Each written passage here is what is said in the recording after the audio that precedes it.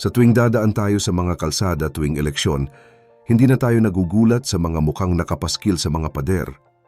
Minsan nga, mapapaisip ka na lang kung bakit parang hindi nagbabago ang mga pangalan na nakikita natin simula pa noong bata tayo hanggang sa magkaroon na tayo ng sariling trabaho. Sa Pilipinas, parang may sinusunod na formula ang tagumpay na hindi itinuturo sa paaralan. Kung pangarap mong maging isang doktor, kailangan mong ubusin ang higit 10 taon sa pag-aaral at pagsasanay. Kung gusto mo namang maging engineer, kailangan mong pagpuyatan ang mga libro para lang pumasa sa board exam. Pero pagdating sa usaping politika, tila may isang shortcut na mas matimbang pa sa kahit anong diploma o karanasan. Ito ay ang pagkakaroon ng tamang apelyido na kilala na ng lahat. Ang tanong ngayon, bakit nga ba sa dinami-rami ng matatalino at masisipag na Pilipino ay tila sa iisang pamilya lang umiikot ang korona ng kapangyarihan sa loob ng daan-daang taon?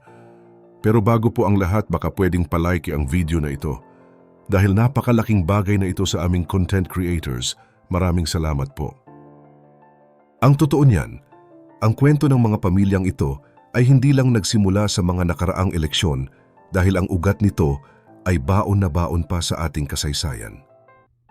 Noong panahon pa ng mga Kastila, mayroon na tayong grupo na tinatawag na Prinsipalya. Sila ang mga pamilyang may-ari ng malalawak na lupa, sila ang mga taga-kolekta ng buwis, at sila ang nagsisilbing tulay sa pagitan ng mga dayuhang mananakop at ng mga ordinaryong mamamayan. Sila ang mga taong may pera at edukasyon, kaya naman sa kanila lang din nakikipag-usap ang gobyerno. Ibig sabihin, bago pa man natin matutunan ang salitang demokrasya, ang kapangyarihan sa ating bansa ay nakatali na talaga sa kung sino ang tatay o lolo mo. Nang dumating ang mga Amerikano, nagdala sila ng isang bagong sistema na akala natin ay magpapabago sa lahat dahil ito ang eleksyon. Para itong isang reset button na magbibigay ng pagkakataon sa kahit sino na mamuno. Pero ang hindi natin napansin, ang mga pamilyang dati ng makapangyarihan ay mabilis na nakasabay sa bagong laro. Ang mensahe sa kanila ay simple lang. Maaari nyo pa ring hawakan ang inyong mga bayan basta manalo lang kayo sa botohan. Kaya naman ang mga pamilyang dati ay nakaupo dahil sila ay pinili ng gobyerno, ngayon ay nakaupo na dahil sa dami ng kanilang nakuha na boto.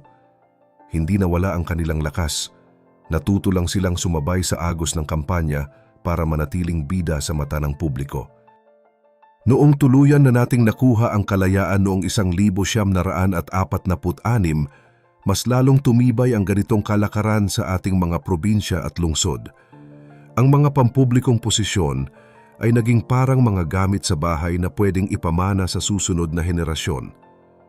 Kung ang tatay ay mayor, ang anak ang susunod, habang ang asawa o kapatid naman ang nasa kongreso o kapitolyo. Nangyayari ito dahil sila ang may hawak ng pera, sila ang may kontrol sa mga proyekto, at sila ang laging naririnig ang pangalan ng mga tao. Mayroon silang tinatawag na scorched earth strategy, kung saan sinisigurado nila na wala nang matitira sa kanilang mga kalaban. Uubusin nila ang pondo ng sino mang susubok na tumakbo laban sa kanila, gigipitin ang mga negosyo nito at tatakutin ang mga taga-suporta nito hanggang sa wala nang maglakas loob na lumaban muli. Dahil sa ganitong sistema, ang natitira na lang sa entablado ay ang mga taong may pinakamalaking pangalan at pinakamalalim na bulsa.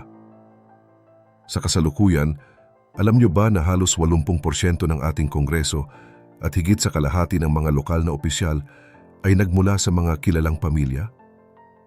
Hindi na ito isang simpleng pagkakataon lang dahil ito na ang naging batas ng politika sa ating bansa. Legal man itong tingnan sa papel, pero kung iisipin nating mabuti, patas pa ba ang labanan? Noong panahon ng batas militar, akala ng marami ay matatapos na ang impluwensya ng mga pamilyang ito dahil ang kapangyarihan ay napunta lang sa iisang tao.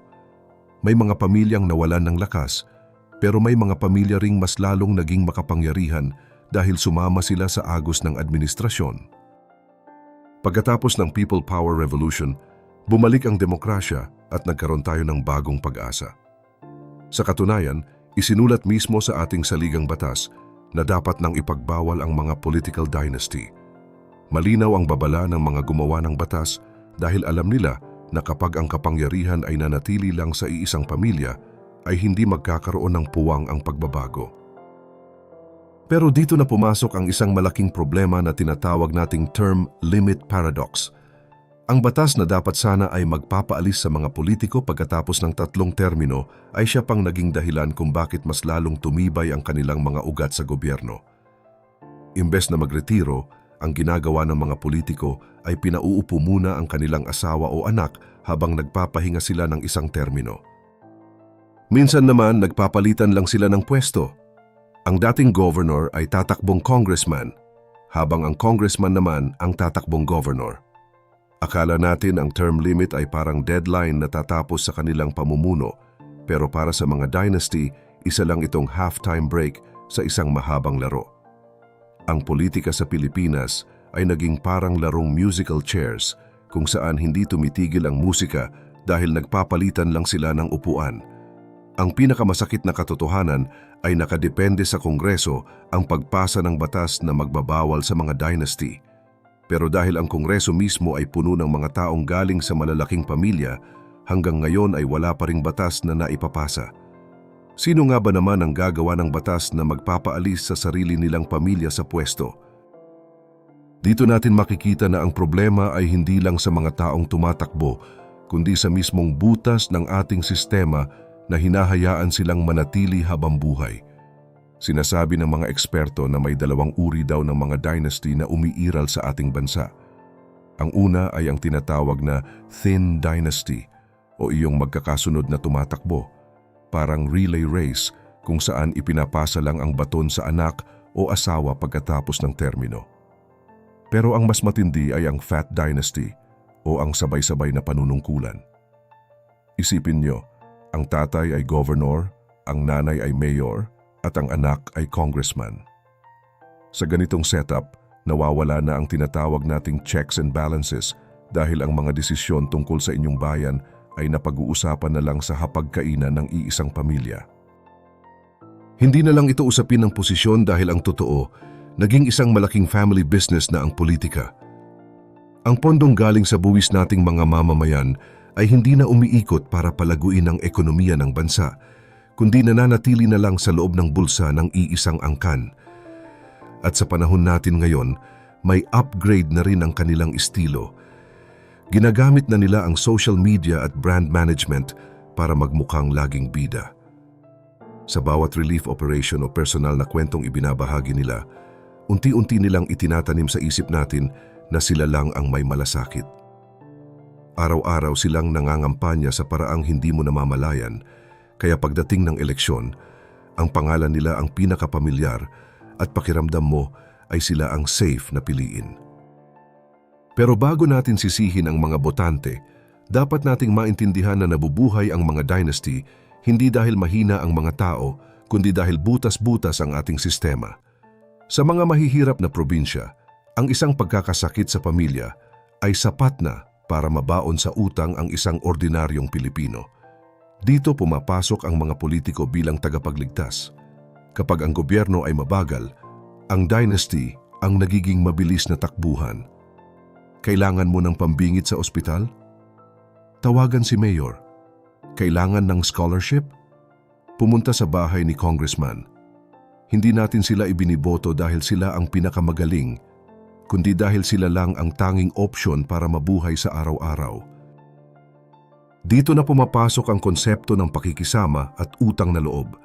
Ang serbisyong dapat ay karapatan natin bilang mamamayan ay nagmumukhang utang na dapat nating bayaran ng boto. Ang kahirapan ang nagpapanatili sa kanila sa pwesto dahil hanggat hirap ang tao, laging may kakapit sa kanila.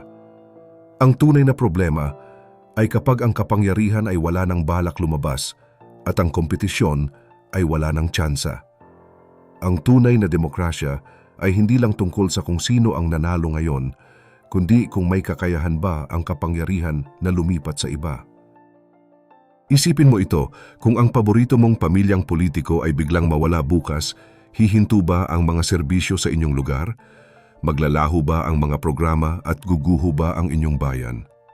Kung ang sagot mo ay oo, ibig sabihin hindi lang ang pamilya ang problema, kundi ang mismong sistema na hindi kayang tumayo kung wala sila. Ang mga political dynasty ay hindi lang isang simpleng pagkakamali sa ating bansa, kundi bahagi na sila ng sistemang hindi kailanman nagbago ng lubusan. Ngayong alam mo na kung paano sila gumagalaw, ano sa tingin mo ang dapat nating unahin? Ang palitan ang mga tao o ang ayusin ang sistemang nagpapakain sa kanila? Nasubukan mo na rin bang bumoto dahil lang sa utang na loob o dahil wala ka ng ibang mapili? Ibahagi mo naman ang opinion mo sa comments below at huwag rin kalimutang mag-like at subscribe para sa mas marami pang updates gaya nito.